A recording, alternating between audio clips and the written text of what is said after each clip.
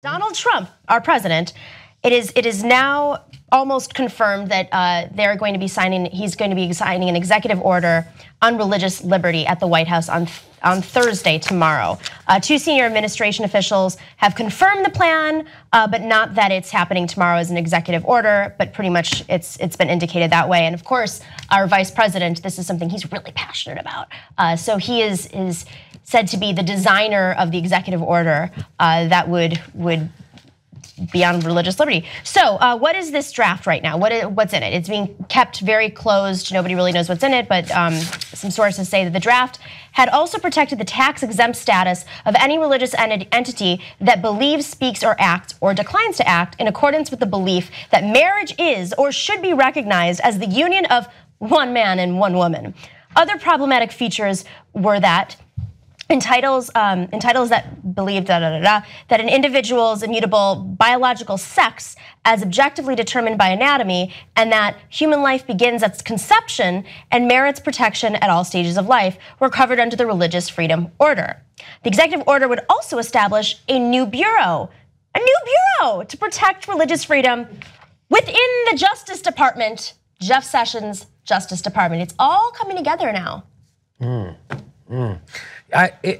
Finally, someone is standing up for the Christians in this country, and it's about time someone had let people discriminate against other people based on their religion that is completely made up. And even though we're a secular society and we're supposed to have division of church and state, we don't really have that in America, and I think it's great. I think it's great. The ACLU does not think it's great. They tweeted out that, and if President Trump signs an order that would allow religion to be used as an excuse to discriminate, we will sue. Hashtag see you in court again. Yeah. They're getting snarky there. Yeah, the precise wording of this order is going to be really important, and we don't have that yet, or we don't even know for sure if it's going to be coming out tomorrow. But it's really it's a complicated subject. The ACLU, I think, in certain instances, has come down on the side of people who feel like the government is infringing on their ability to freely practice their religion, or that they're getting undue imposition from state authorities. And theoretically, something along these lines could reasonably address the concerns of people like that who do really believe that they're being encroached upon by the state. But at the same time, it seems that what is very likely to happen if an order with the wording that we currently have were to be issued, is that it would be used as a cover to basically discriminate against LGBT people, and it would be used to circumvent laws which actually protect LGBT people. So I think there's a way to address religious liberty concerns, which a lot of people do have for some legitimate reasons, without veering into the territory of we need to just throw a bone to kind of Christian conservatives who feel like their views on sexuality issues and so forth should be enshrined in secular law, which is not. What would be one of the legitimate reasons they would be you said some of the legitimate reasons for the religious right to want to discriminate against LGBT people. What would be some of those? Well, no, not that. I'm not saying. I'm saying religious liberty concerns overall. There are some legitimate concerns. It depends on specific examples. I don't think there's ever a legitimate reason to discriminate against LGBT people. But for example, there was a suit that Catholic nuns had initiated against Obamacare because they didn't want to be required to provide contraception. Right. I think it's just a muddled, it's sort of a hazy issue, and this wouldn't be the right approach to address it. That's for sure.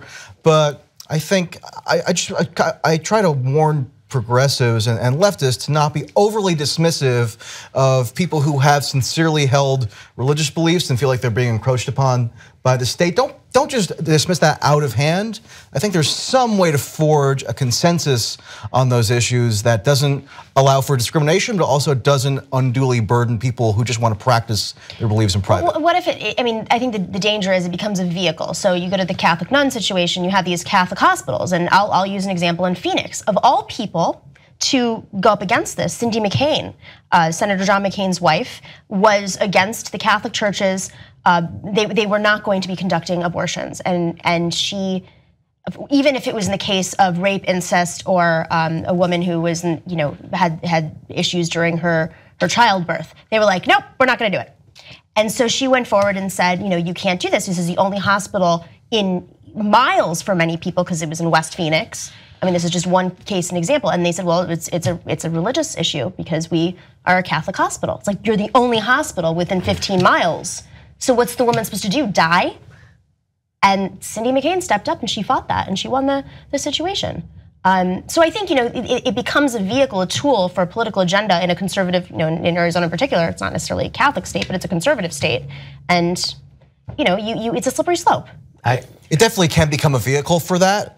But I'm just saying, in principle, there are ways to protect religious liberty that don't necessarily have to become a vehicle to enable discrimination. So I think it's just worth making a distinction there rather than just dismissing outright the notion that certain people believe their religious liberties are being infringed upon. Again, I don't think this order would be the correct way to address it by any stretch. But I'm just saying, in terms of the principle of the matter, there is something there that people on the left should have legitimate reason to be at least not dismissive of.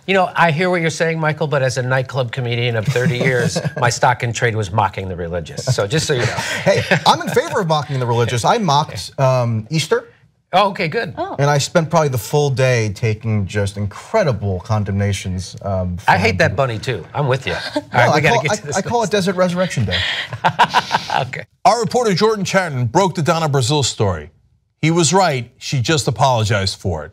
Help us get more reporters like that. You're the one responsible for that. Thank you. And let's do more right now at tytnetwork.com/go.